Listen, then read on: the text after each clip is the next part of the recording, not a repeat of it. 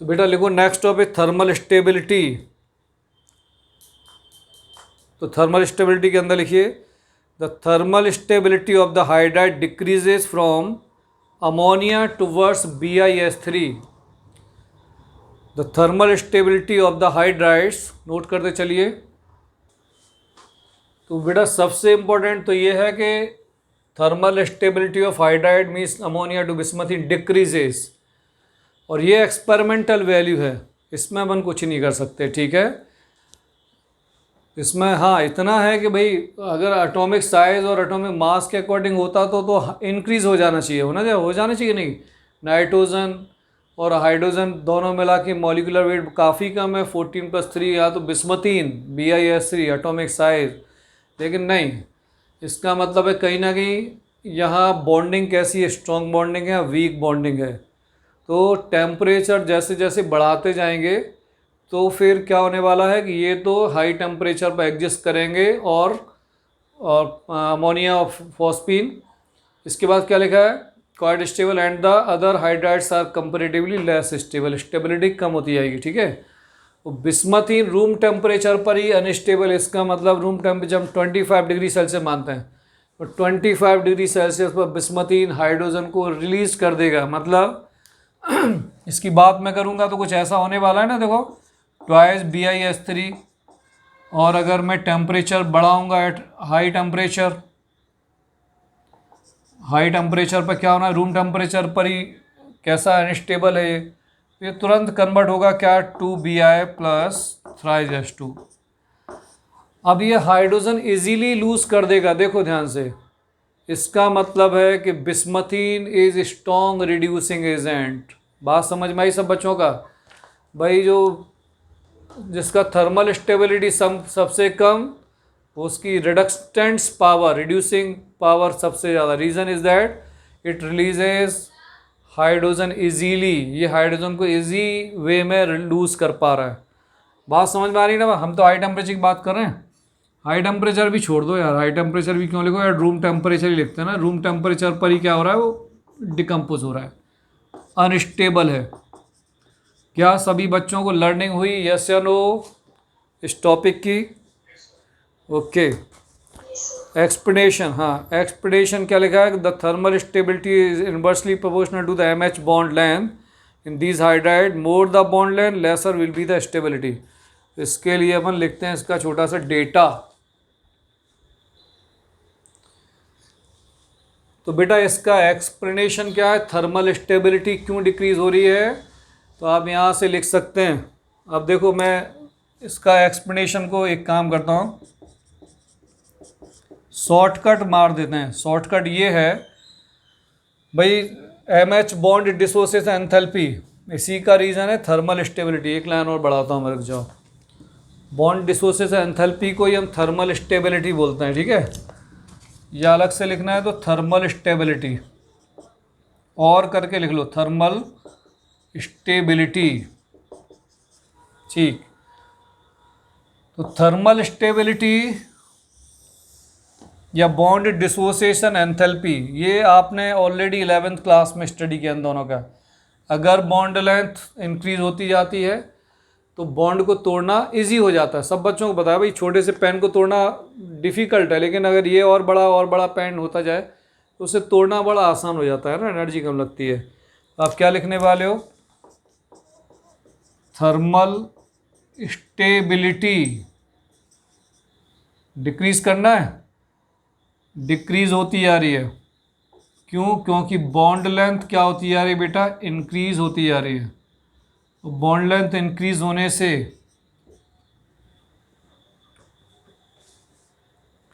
बात समझ में आ रही है? चलो तो यही दोनों रहने दो, थर्मल स्टेबिलिटी का ही दूसरा नाम अभी हम लिख देते हैं बॉन्ड डिसोसिएशन एंथैल्पी। चलो इसे नोट करें। एक्सप्लेनेशन के लिए बेटा बहुत ज़्यादा मैंने नहीं लिखना चाह रहा हूँ मैं, यही एक्सप्लेन हो गया थ्योरी इसका।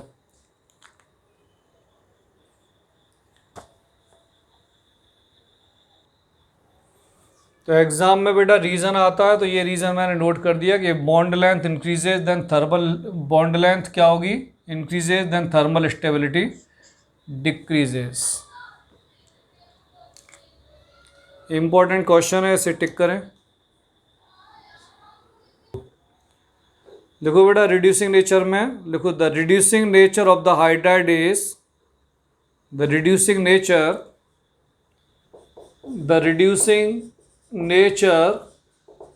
of the hydride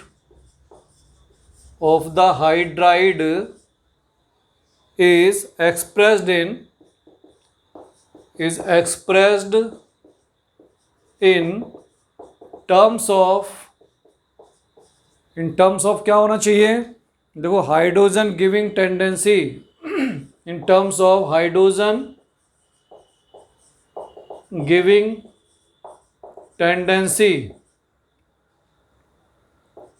hydrogen giving tendency. आगे लिखो and it is found to increase from, and it is found to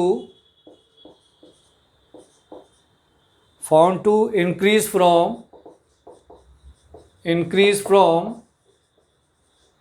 ammonia to bismuthine, BiS3, ammonia to bismuthine. और रीज़न क्या होना चाहिए बेटा, रीज़न सिंपल सी बात है, reducing nature depends on thermal stability, है ना। अब ये अमोनिया टू बिस्मथीन क्या हुआ, ये इंक्रीज हुआ। तो एक काम करते हैं, एक लाइन और नोट कर लो, लिखो reducing nature depends on the thermal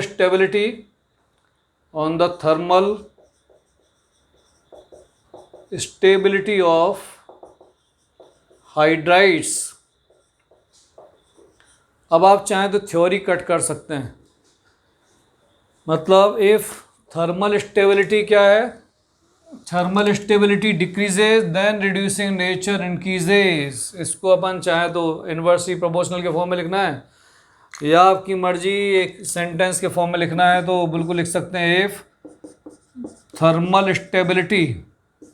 stability of hydride, thermal stability of hydride क्या हो रही थी बेटा, ammonia to bismuthine NH3 to BiS3 decreases,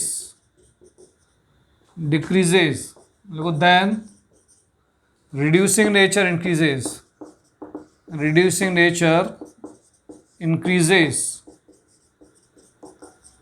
अब स्कूल एग्ज़ाम के लिए आप क्या करें, इसको हमेशा नोट कर लेना चाहिए, इससे हमेशा थ्योरी लिखने से बच जाओगे आप, है ना। डायरेक्ट एग्जामिनेशन के लिए पढ़ पाएंगे कि हाँ भाई हमने अभी देखा कि रिड्यूसिंग नेचर जो है वो कब बहुत ज़्यादा होता है, जब किसी भी मॉलिक्यूल का मीन्स हाइड्राइड का थर्मल स्टेबिलिटी कम होता है। तो अभी 2 मिनट पहले हमने क्या सीखा कि यार थर्मल स्टेबिलिटी बिस्मथीन में कम होता है, तो it is the strong reducing agent, आसानी से वो अपने हाइड्रोजन को लूज कर देगी। समझ में आया सब बच्चों को, किसी को कोई डाउट? मतलब अगर मेरे पास एक मॉलिक्यूल है जो हाइड्रोजन गेन करना चाहता है, अमोनिया से लेकर बिस्मथीन तक सारे मॉलिक्यूल्स अपने हाइड्रोजन को लूज करना चाहता है, तो भाई किस में इजीली इलेक्ट्रॉन लूज अपना हाइड्रोजन लूज होंगे, तो answer is BiS3 due to the less thermal stability. ठीक है, इससे ज़्यादा शायद ज़रूरत नहीं है, नोट कर लीजिए। ऑर्डर ऑफ रिड्यूसिंग नेचर, ये आपको ऑब्जेक्टिव फॉर्म में मिल सकते हैं भैया, 4 ऑब्जेक्टिव दिए होंगे, करेक्ट आंसर आपको ये चूज़ करना है। ठीक है, बाकी कुछ नहीं करना, अमोनिया लास्ट में, बिस्मथीन टॉप, और बाकी तो वो 3 ऑब्जेक्टिव इनको सफल करके बनाएंगे किसी को इधर उधर। तो देखो ऐसा कुछ नहीं होता, एक्सेप्शनल केस हमेशा नहीं होते। एक चीज़ तो समझ में आती है कि भाई या तो ये टॉपर या ये टॉपर, अब करेक्ट आंसर है तो आप इसको उनको टिक करेंगे, नहीं तो कुछ कन्फ्यूज़ होंगे तो उल्टा एरो, तो वो अमोनिया को टिक करेंगे। चलिए इसके बाद लिखते हैं बॉइलिंग पॉइंट। तो रिड्यूसिंग नेचर सब बच्चों ने नोट कर लिया। तो फर्स्ट जो बेटा एक जनरल ट्रेंड्स है कि होना अमोनिया को भी चाहिए था, अमोनिया का स्मॉल साइज होता है, अमोनिया का बॉइलिंग पॉइंट सबसे कम होना चाहिए था। आंसर भी सबको पता है क्या आंसर होना चाहिए, अभी बात करेंगे। अमोनिया का बॉइलिंग पॉइंट सबसे कम होना चाहिए, सबसे ज़्यादा बॉइलिंग पॉइंट होना चाहिए bismuthine. Reason is that ammonia to bismuthine atomic size increases, then magnitude of van der Waals forces of attraction increases. इसको एक टर्म और यूज़ करते हैं, मैग्नीट्यूड मतलब power, magnitude of van der Waals forces of attraction increases. Clear, ये हो गया बेटा इसकी बात। लेकिन अमोनिया कहाँ गया, अमोनिया का बॉइलिंग पॉइंट बाकियों से भी ज़्यादा क्यों हो गया? रीज़न आता है ना सबको, presence of intermolecular hydrogen bonding. तो स्कूल एग्जाम में क्वेश्चन कैसे आता है कि why the boiling point of ammonia NH3 is more than the PH3। अगर मैं NH3 का डेटा देखूँ तो वो है 238.5। तो सेकंड क्वेश्चन ये ऐसा कुछ लिखते हैं, why the boiling point of NH3 is more than the generally compare इसी से करते हैं PH3, है ना, और मैं अदर्स कर देता हूँ, और अदर हाइड्राइड्स कंपेयर इसी से करना है। तो आंसर लिख लो बस एक लाइन में, आंसर क्या है इसका, due to the presence of, अब जिनको शॉर्टकट मारना है shortcut, intermolecular hydrogen bonding IMHB, ये तो पूरा लिखना है, presence of intermolecular hydrogen bonding, H bonding भी लिख सकते हो, hydrogen bonding, hydrogen bonding, intermolecular hydrogen bonding. अब जरा पता तो करें कितना है अमोनिया का बॉइलिंग पॉइंट। इसका मतलब अमोनिया पहुंच कहाँ गया है डेटा में, 238.5।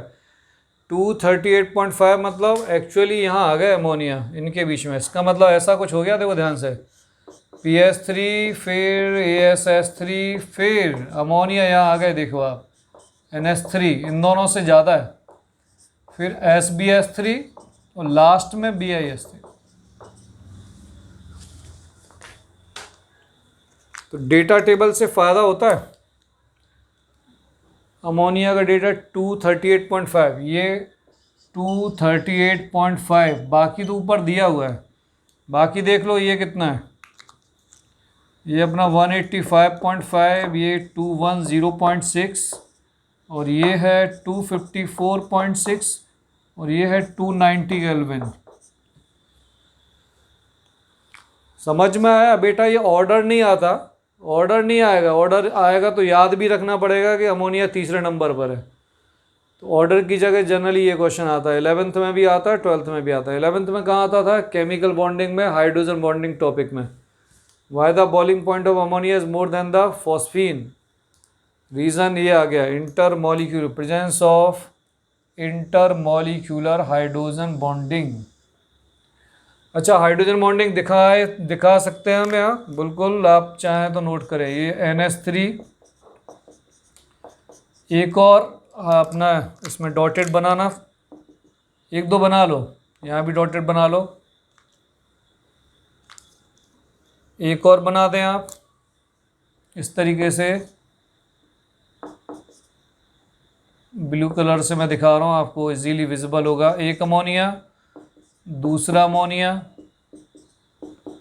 और ये तीसरा अमोनिया। बस जोड़ना किसको है आपको? हाइड्रोजन को नाइट्रोजन से जोड़ना है।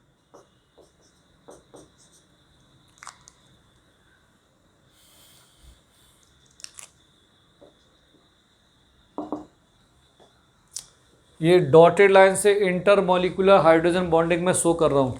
क्या सबको डायग्राम नज़र आ रहा है? ये कॉर्नर पर जो दिखाई दे रहा है,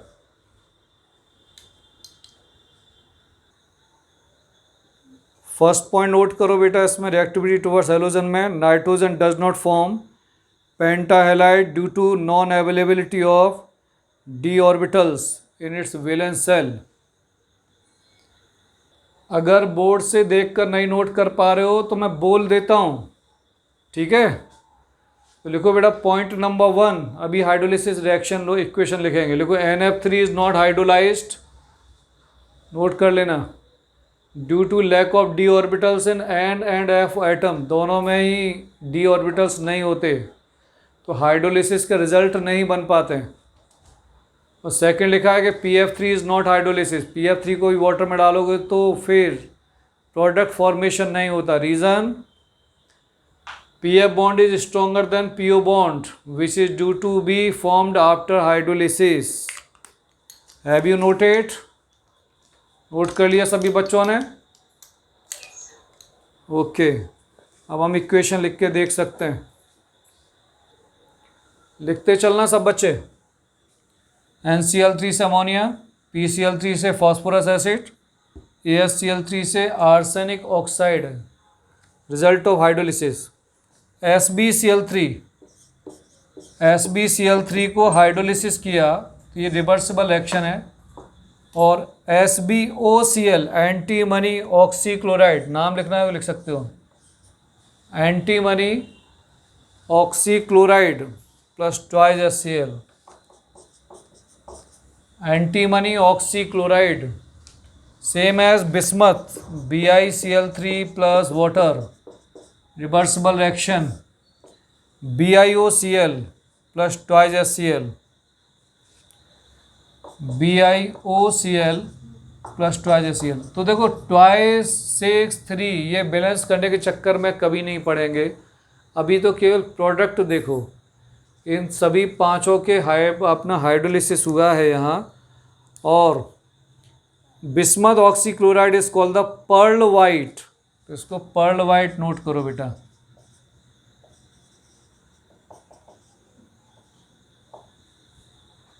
नाम सब बच्चों ने लिस्ट समझ में आ गए ना? Ammonia, phosphorous acid, arsenic oxide, antimony oxychloride, bismuth oxychloride, ठीक है।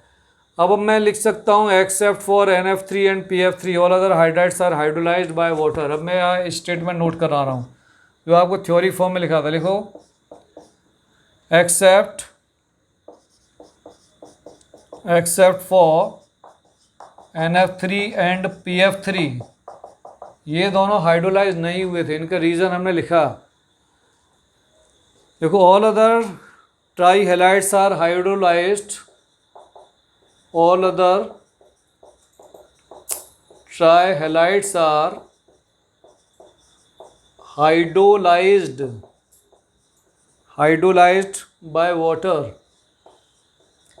बाकी हो सकते हैं, ये दोनों नहीं थे, तो इनके रीज़न समझ में आए सब बच्चों को?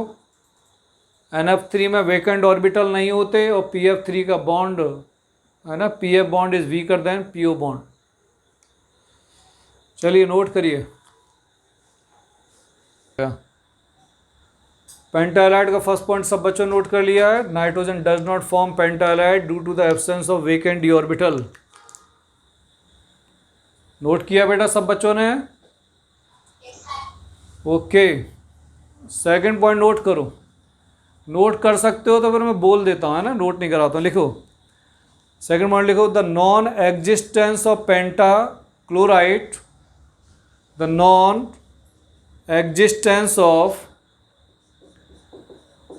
non-existence of pentachloride, bromide and iodide of bismuth, the non-existence of pentachloride, bromide and iodide of bismuth, इसका मतलब हो रहा है एक बात कि the non-existence of BiCl5, BiBr5 and BiI5। तो आपने जो सेंटेंस लिखा उसको ब्रैकेट में ये डाल दो, non existence of pentachloride, pentabromide and penta iodide of bismuth, bracket में ये लिखो। आगे लिखो is due to the presence of strong, is due to the presence of strong क्या आंसर आना चाहिए? लिख लो भाई, आता सब बच्चों को, ऑलरेडी पहले पढ़ चुके हैं। स्ट्रॉन्ग क्या, inert pair effect, inert pair effect, वही पुरानी दुरानी कहानी, does not form pentahalide due to the absence of vacant d orbital. यही दो क्वेश्चन तो मिलना है आपको ऑब्जेक्टिव में। स्ट्रॉन्ग इनर्ट पेयर इफेक्ट, आगे लिखो। ठीक है, बाकी हम नहीं लिख रहे हैं। As a result of which valence 6s electrons are not so easily available, इसकी रिक्वायरमेंट नहीं है। लास्ट में जो बेटा 6s2 इलेक्ट्रॉन्स हैं वो क्या हो गए, 6s2 इलेक्ट्रॉन्स बिकम इनर्ट, ये पार्टिसिपेट नहीं करते हैं इन केस ऑफ बिस्मथ। ये आपका पॉइंट है। एक पॉइंट और है इसमें बेटा, थर्ड पॉइंट और लिखेंगे। तीसरा लिखो। अच्छा, आज का कोई भी एक स्टूडेंट मुझे 2 पेजेस ना जो मैं पढ़ाता हूँ, कोई भी एक स्टूडेंट ज़रा इमेज खींचे सेंड किया करो। मैं देखना चाहता हूँ भाई आप किस तरीके से नोट्स बना रहे हो, गर्ल्स एंड बॉयज़ में। अल्टरनेट कोई ना कोई स्टूडेंट एक बार नोट्स ज़रूर पिक करके मुझे इमेज भेजेगा, ठीक है। मुझे एक आइडिया लगता है कि नहीं यार उतना कर रहे हो कि नहीं कर रहे हो। चलो नेक्स्ट। हाँ, भेज दिया करो भाई। कभी शाश्वत ने भेज दिया, कभी श्रेया ने नोट्स भेज दिए, कभी चैक ने भेज दिए, कभी नित्या, कभी प्रांजल, कभी श्रीकांत, ठीक है। कभी देखता हूँ, मैं आपको दिखाऊंगा। कई बार पूरा पूरा यूनिट का ही पीडीएफ बना के भेजते थे, थोड़ा सा खुशी होती है यार इतनी मेहनत कर रहे हैं। तो चलो ठीक है, उसके रिजल्ट्स तो हमें दिखाई दे रहे हैं कम से कम। चलो बेटा नेक्स्ट पॉइंट लिखो। Pi5 फेल्स, थर्ड पॉइंट मैं बोर्ड पर ऊपर लिखता हूँ, ये मोस्ट इंपॉर्टेंट था, इसे बिल्कुल हाईलाइट करके मैंने यहाँ नोट कराया है। थर्ड पॉइंट लिखे हो, Pi5 phosphorus pentaiodide, Pi5 fails to exit because of steric factors. मुझे बोर्ड पर लिखना पड़ेगा थोड़ा सा। तीसरा पॉइंट ये बोल रहा हूँ मैं, Pi5 ये फेल हो गए हैं। क्या लिखा है, fails to exist because of, एक नया टर्म मिला आपको, देखो because of steric factor. Steric factor, steric समझते हो, कुछ नया नहीं, हिंदी में रुकावटें, कहीं बैरियर लगा दिए। कभी कभी रोड पर आप जिस पाथ पर जा रहे हो वहाँ नेताजी की रैली है, उन्होंने बोला मार्ग आज का चेंज कर दिया, स्टेरिक फैक्टर आ गया। अब आपका घर यहाँ था, बस आप सामने दिखाई दे रहे थे, आपको यहाँ पहुँचना था, यहाँ बैरियर लगा दिया। अब बोले यार आपको दूसरे चौराहे से जाना है, तो मालूम चला कि 1 किलोमीटर का चक्कर लगा के अपने घर पहुँच रहे हो, जबकि ये बस इतना सा क्रॉस करना था आपको, है ना। तो 100 मीटर का वो कितना हो गया, 1000 मीटर, 1 किलोमीटर हो गया वो। समझ में आया सब बच्चों को। रुकावटें, तो इसके लिए क्या स्टेरिक फैक्टर है। तो बोले यार फॉस्फोरस ने बोला कि मैं इसको, चलो ठीक है फॉस्फोरस छोटा सा है, अपनी पीठ पर बिठा लेता हूँ, 5 है, एक भी नहीं है। PCl5 भी चलो ठीक है भैया कैरी करता हूँ, PBr5 भी कैरी करने की कोशिश करता हूँ। ये तो पॉसिबल ही नहीं है, आयोडीन बहुत बड़े हैं। समझ में आया। आयोडीन फॉस्फोरस के कंपैरिजन में क्या हो गया, हैवियर एटम, तो बॉन्ड ही एग्जिस्ट नहीं करते। साइंटिस्ट ने बड़ी कोशिश करी होगी। अच्छा, आप सब बच्चों ने पढ़ा है ऑर्गेनिक केमिस्ट्री में, याद आ रहा है। ऑर्गेनिक केमिस्ट्री में रिएक्शन जब हम लोग पढ़ते थे, एल्कोहल की रिएक्शन स्टडी करते थे, याद आ रहा है सब बच्चों को। C2H5OH+, तो PCl3 के साथ भी थी, PBr3 के साथ भी इक्वेशन थी, और Pi3 के साथ भी थी इक्वेशन। और यहाँ एल्कोहल में आपने जब इक्वेशन बनाई थी तो याद करो PCl5 के साथ इक्वेशन लिखते थे। कभी भी किसी टीचर ने Pi5 के साथ इक्वेशन नहीं नोट कराई है, तो PBr5 वगैरह के साथ भी नहीं कराते। रीज़न अब समझ में आ रहा है कि भैया जैसे जैसे हैवियर है ना, उन्हें लेबोरेटरी में बनाकर रखना ही बड़ा मुश्किल काम है, अनस्टेबल, फिर से टूट जाएंगे, वेस्टेज ऑफ एनर्जी है, ठीक है। तो क्या लिखा, Pi5 fails to exist because of steric factor. आगे लिखो उसमें, that it is not possible for phosphorus, that is It is not possible for phosphorus atom to hold 5 atoms of iodine. It is not possible for phosphorus atom to hold 5 atoms of iodine. To hold 5 atoms of iodine. कितने बच्चों को ये सारे point समझ में आए इसके पेंटालाइट्स के? बोलो। आ गए? तो नाइट्रोजन NCl5 नहीं बना था, इसका answer absence of vacant d orbital. Bismuth ऐसा नहीं करता, इसका answer inert pair effect. Pi5 fail to exit because of, इसका आंसर क्या था? Steric factor. अब मैं आपको ऑब्जेक्टिव क्वेश्चन दूंगा और इसमें मैं बिल्कुल जैसे Pi5 होगा तो इसका ऑब्जेक्टिव नंबर 1 होगा vacant d orbital, inert pair effect, steric factor. ठीक है। BiCl5 की बात करूंगा तो तीनों मिलेंगे, नाइट्रोजन की बात करूंगा तीनों मिलेंगे, सीधी सी बात है। तो आप तीनों को आइडेंटिफाई करना आपको आना चाहिए, और आसान नहीं है कुछ भी, लेकिन करना पड़ेगा। चलो यहाँ तक पहुँच गए, अब हम बनाते हैं इनके स्ट्रक्चर। पहले हम ट्राई हैलाइड का स्ट्रक्चर देते हैं। ट्राई हैलाइड में एक example phosphorus try chloride. Phosphorus के आउटर मोस्ट में 5 तो सभी में होना है बेटा, है ना। तो वैलेंस इलेक्ट्रॉन 5 आ गए। मोनोवेलेंट एटम ट्राई हैलाइड्स है तो 3। पॉजिटिव चार्ज, C मतलब पॉजिटिव चार्ज, कैटायन कोई चार्ज नहीं, -0। Negative charge 0।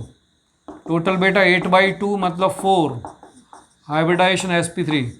sp3 का स्ट्रक्चर, जैसे ही sp3 की बात होती है तो तुरंत हमें मीथेन समझ में आना चाहिए, टेट्राहेड्रल। पर टेट्राहेड्रल हो नहीं सकता, रीज़न है कि टेट्राहेड्रल मीथेन के लिए तो 4 होते हैं और ये तो 3 है, क्योंकि इसमें इन सब में पाए जाते हैं क्या?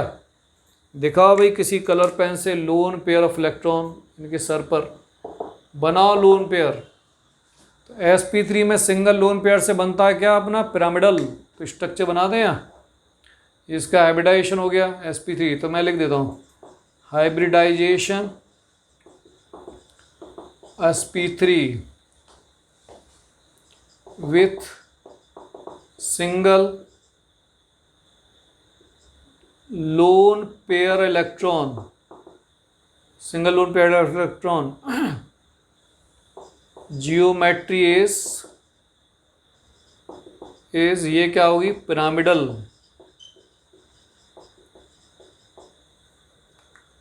स्ट्रक्चर बना लो। अब आप m को लेके चलो तो m बीच में लिख दो, बाकी सारे के सारे अपने x ये हो जाएंगे।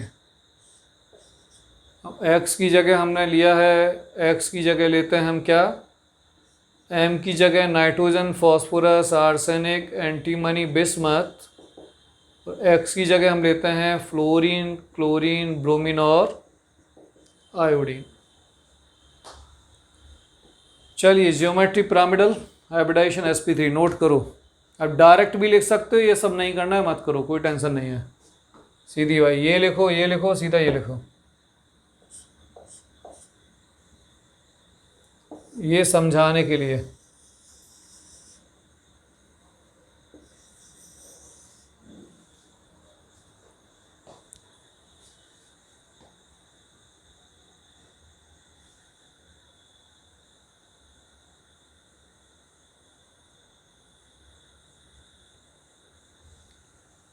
है ना, m के फॉर्म में और x के फॉर्म में, दूसरा एक एग्जाम्पल के फॉर्म में लिख दिया है। तो एग्जाम्पल भी आप लोग लिखना चाहें तो इस डायग्राम के जस्ट नीचे नोट कर लीजिए।